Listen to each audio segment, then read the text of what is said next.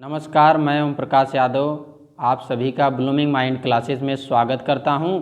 I hope आप लोग अच्छे होंगे। आज की इस वीडियो में हम लोग पृथ्वी की आंतरिक संरचना के विषय में पढ़ने वाले हैं। मैं आप लोगों को पृथ्वी की बाह्य संरचना के विषय में अर्थात पृथ्वी का वर्णन का एक लेक्चर ले चुका हूं।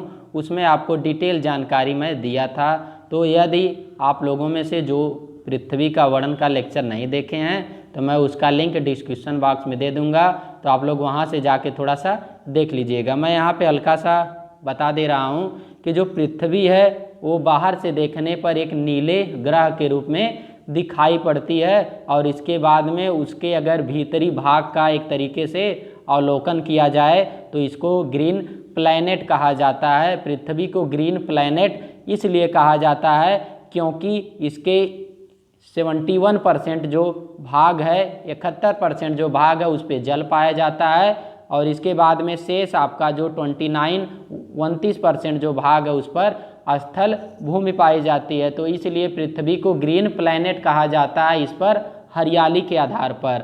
और इसके बाद में पृथ्वी जो है पश्चिम से पूर्व की ओर चक्कर लगा रही है सूर्य का, और इसके बाद में पृथ्वी चपटी गोल आकार की या भूआब जियाड आकार की है, और इसके बाद में 29.8 किलोमीटर प्रति सेकेंड की गति से सूर्य का परिक्रमा कर रही है। तो इस तरीके से आपको समझ में आ गया होगा। आपको और अधिक पृथ्वी के वर्णन के विषय में जानकारी लेना है तो आप लोग पृथ्वी का वर्णन का जो लेक्चर है उसको देख लीजिए। यहाँ पे बात करते हैं कि पृथ्वी की आंतरिक संरचना। तो पृथ्वी की आंतरिक संरचना में थोड़ा सा मतभेद है। तो यहाँ पे हम लोग क्या करेंगे कि तापमान, दाब, घनत्व, भूकंपी तरंग के आधार पर पृथ्वी की आंतरिक संरचना को डिवाइड करेंगे। तो इन सभी के आधार पर पृथ्वी की जो आंतरिक संरचना है उनको 3 भागों में विभाजित किया गया है। पहला जो भाग है उसका नाम है भूपर्पटी। भूपर्पटी का मतलब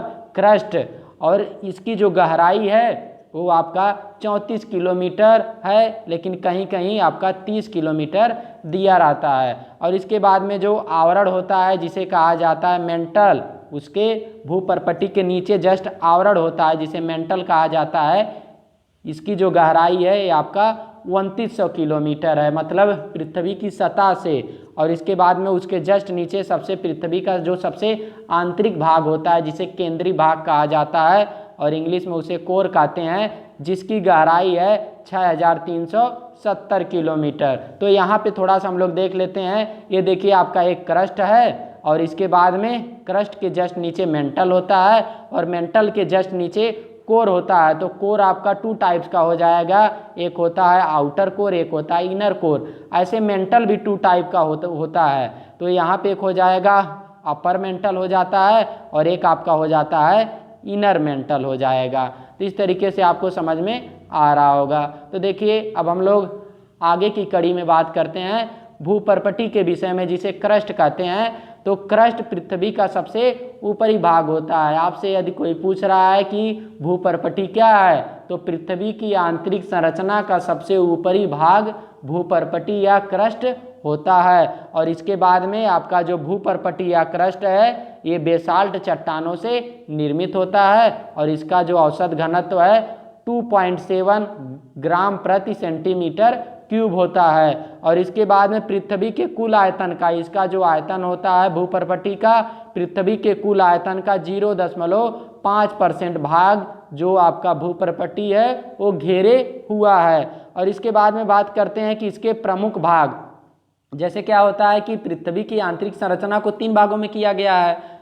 एक आता है आपका भूपर्पटी आता है, एक आ जाएगा आपका मेंटल आता है, और एक आता है आपका क्रस्ट का मतलब हो जाएगा केंद्रीय भाग होता है। और एक दूसरे तरीके से भी आपको पता होगा सियाल, सीमा और नीफे के तरीके। तो यहाँ पे देखिए जो सियाल और सीमा होता है वो भूपर्पटी अर्थात क्रस्ट का हिस्सा होता है। सियाल का मतलब हो जाएगा SiAl, तो SI का मतलब होता है सिलिकॉन होता है, और इसके बाद में Al का मतलब एल्यूमिनियम होता है, और सीमा SiMa, तो यहाँ पर हो जाएगा सिलिकॉन हो जाएगा, और इसके बाद में यम में आपका हो जाएगा मैग्नीशियम हो जाएगा। तो इस तरीके से आपको समझ में आ रहा होगा। फिर देखिए बाद में बात करते हैं कि दूसरा जो आंतरिक संरचना है उसका नाम है मेंटल है। तो आपका जो मेंटल है इसका औसत घनत्व 3.5 से लेके 5.5 ग्राम प्रति सेंटीमीटर क्यूब है और इसके बाद में पृथ्वी के कुल आयतन का या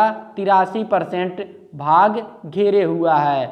और इसके बाद में बात करते हैं कि केंद्रीय भाग, अभी हम लोग जस्ट पीछे बात किए थे भूपर्पटी का, तो भूपर्पटी पृथ्वी के पूरे भाग का 0.5% भाग घेरे हुआ था और इसके बाद में आपका जो मेंटल है ये पृथ्वी के कुल आयतन का 83% भाग घेरे हुआ है। तो यहाँ पे देख लीजिए आपका पृथ्वी के कुल आयतन का 0.5% भाग भूपर्पटी घेरे हुआ है। और इसके बाद में बात करते हैं कि केंद्रीय भाग जिसको कोर कहा जाता है, तो इसका औसत घनत्व होता है 10 से लेकर 13.6 ग्राम प्रति सेंटीमीटर क्यूब होता है। और जस्ट इसके बाद में बात करते हैं कि इसका भाग नीफे कहलाता है। जो केंद्रीय भाग होता है तो इसका भाग आपका नीफे कहलाता है। और इसके बाद में बात करते हैं कि जो केंद्रीय भाग होता है ये प्लास्टिक एवं द्रव अवस्था में होता है। और इसके बाद में इसका जो कुल आयतन होता है वो आपका 16% भाग, पृथ्वी के कुल आयतन का 16% भाग ये आपका कोर घेरे हुआ है। और इसके बाद में जस्ट हम लोग आगे बात करते हैं, तो यहाँ पे देख लीजिए यदि डिवीजन कर दिया जाएगा इस तरीके से तो आपको यहाँ पे जो ये प्राप्त होगा, यहाँ लिख लीजिएगा, यहाँ 100 दिया, इसको सही कर लीजिएगा। ये आपका 0 से 30 किलोमीटर हो जाएगा और इसके बाद में यहाँ पे हो जाएगा ये आपका 700 किलोमीटर हो जाएगा। और जस्ट ये दोनों सही है, 2900 और 5100। और जस्ट जो नीचे वाला हो जाएगा ये आपका हो जाता है 6371 किलोमीटर हो जाता है। तो इस तरीके से आपको समझ में आ रहा होगा। फिर देखिए यहाँ जो आपका आउटर कोर होता है और इनर कोर होता है, तो इनके जो यहाँ पे जो सीमा होती है इस सीमा को कहा जाता है लेहमैन कहा जाता है। इस सीमा को लेहमैन कहा जाता है। और देखिए यहाँ पे आपका हो जाएगा ये तो आपका एक तरीके से इनर मेंटल होता है और इसके बाद में जस्ट इसके ऊपर वाला आपका होता है आउटर मेंटल। तो इनर मेंटल और इसके बाद में जो आउटर मेंटल होता है इसके जो बीच का ये जो भाग होता है इनकी जो सीमा होती है इसको कहा जाता है गुटेनबर्ग कहा जाता है, गुटेनबर्ग कहते हैं। और इसके बाद में जस्ट देखिए बाद में बात करते हैं कि आपका ये जो क्रस्ट होता है, क्रस्ट, और इसके बाद में यहाँ पे आपका आ जाएगा ये जो ऊपरी मेंटल है, इनकी ये जो सीमा यहाँ पे होती है इसको आपका कहा जाता है माहो कहा जाता है, माहो कहते हैं। और इसके बाद में जो क्रस्ट होता है, क्रस्ट जैसे यहाँ पे इसका ऊपरी हिस्सा, यहाँ पे निचला हिस्सा, तो इसको आपका कहा जाता है कोने राड संबद्धता कहते हैं। तो इस तरीके से आपको समझ में आ रहा होगा। तो आप लोग एक बार मैं रिवीजन कर दे रहा हूँ। तो यहाँ पे देखिए, यहाँ पे आपका जो एक आउटर कोर है और उसके बाद में जो इनर कोर है, अभी मैं उसका आपको बताया था कि जो आपका एक तरीके से भूपर्पटी है, क्रस्ट है, उसकी जो गहराई है वो होता है 34 किलोमीटर। मैं लिखा था लेकिन कहीं कहीं 30 किलोमीटर दिया रहता है, तो आप लोग 30 किलोमीटर ही उसको याद करिएगा। और इसके बाद में जो आपका मेंटल होता है, तो मेंटल का जो गहराई होता है वो 2900 तक होता है। और इसके बाद में जस्ट आ जाता है कोर आता है, तो कोर का गहराई होता है 6371 किलोमीटर। इसको सही कर लीजिएगा, 6371 किलोमीटर हो जाएगा। तो यहाँ पे जो कोर होता है, कोर के 2 पार्ट्स हो जाएंगे, एक आपका होता है इनर कोर हो जाएगा, एक होता है आउटर कोर। तो जो आउटर कोर होता है और इसके बाद में जो इनर कोर होता है, इनकी सीमा को कहा जाता है लेहमैन कहा जाता है। और इसके बाद में जो आपका एक होता है इनर मेंटल और इसके बाद में एक होता है आउटर मेंटल। तो यहाँ आपका आउटर मेंटल हो जाएगा, यहाँ इनर मेंटल हो जाएगा। तो इनकी जो सीमा होती है इसको माहो कहा जाएगा। और इसके बाद में यहाँ पे आपका आउटर कोर होता है और इसके बाद में इनर मेंटल की सीमा को गुटेनबर्ग कहा जाएगा। और जस्ट आपका यदि बात किया जाएगा यहाँ पे ये स्थेनोस्फीयर और इसके बाद में जो कोर होता है, ये स्थेनोस्फीयर जो होता है वो पृथ्वी का जो भाग होता है लिथोस्फीयर, उसके जस्ट नीचे का चिपचिपा वाला भाग होता है, तो ये स्थेनोस्फीयर। और इसके बाद में आपका ये जो क्रस्ट होता है, तो इनकी जो सीमा होती है इसको कहा जाता है कोने राइड कहा जाता है। तो इस तरीके से आपको समझ में आ रहा होगा। फिर देखिए जितना भी है उसका कंक्लूजन निकला है, निष्कर्ष निकला है, जो सभी एक दिवसीय परीक्षाओं के लिए महत्वपूर्ण है। तो इसको देखिए नोट पॉइंट पे आप लोग नोट कर लीजिएगा कि जो भूपर्पट्टी है, भूपर्पट्टी पे ऑक्सीजन की मात्रा, देखिए जो हमारा वायुमंडल है, वायुमंडल में ऑक्सीजन की मात्रा तो 21% है, लेकिन भूपर्पट्टी के अंदर जो आपका ऑक्सीजन की मात्रा है वो 46.60% है। और इसके बाद में सिलिकॉन की मात्रा 27.72% है और एल्युमिनियम की मात्रा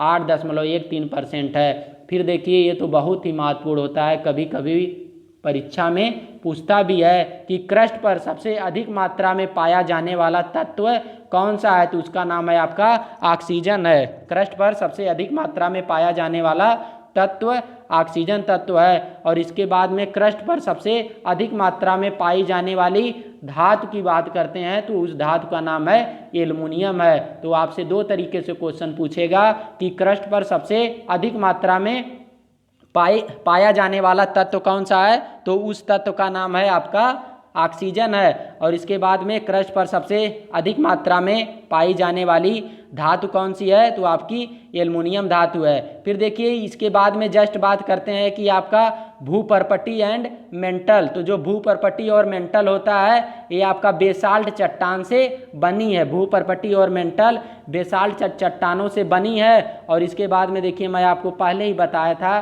कि पृथ्वी एक नीला ग्रह है और पृथ्वी पांचवा सबसे बड़ा ग्रह है। पृथ्वी एक नीला ग्रह है और पृथ्वी पांचवा सबसे बड़ा ग्रह है।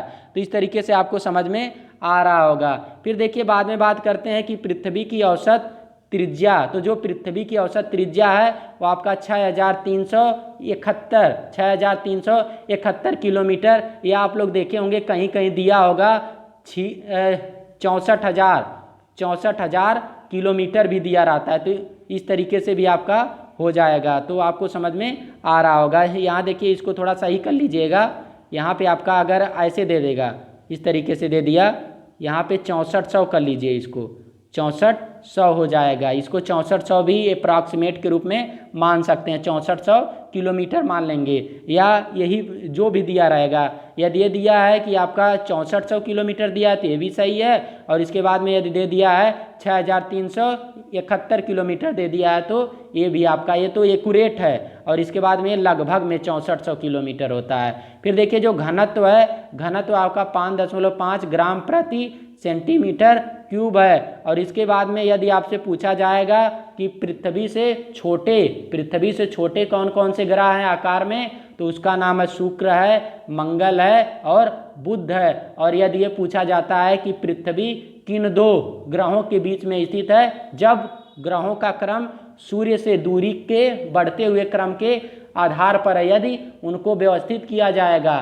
तो आपका जो पृथ्वी है वो शुक्र और मंगल दो ग्रहों के बीच में स्थित है। और इसके बाद में मैं ब्रह्मांड और सौरमंडल के विषय में जब पढ़ाया था तो उसमें मैं बताया था कि जो मंगल और बृहस्पति होता है, इन दोनों ग्रहों के बीच में क्षुद्र ग्रह पाए जाते हैं। तो इस तरीके से आपको समझ में आ रहा होगा। फिर देखिए थोड़ा सा बाद में बात कर लेते हैं कि पृथ्वी के नीचे 32 किलोमीटर, पृथ्वी के नीचे प्रति 32 किलोमीटर जाने पर 1 डिग्री सेल्सियस तापमान कम होता है। और इसके बाद में जो दाब होता है वो क्या है, जैसे जैसे पृथ्वी में अंदर की ओर जाएंगे दाब का मान बढ़ता जाएगा। और इसके बाद में बात करते हैं कि पृथ्वी का समुद्र तल से गहरा बिंदु मेरियाना गर्त है। यदि आपसे पूछा जाएगा कि पृथ्वी का समुद्र तल से गहरा बिंदु मेरियाना गर्त, जिसे क्या है चैलेंजर द्वीप पर स्थित है, ये आपका कहाँ पे, फिलीपींस के पास में अवस्थित है,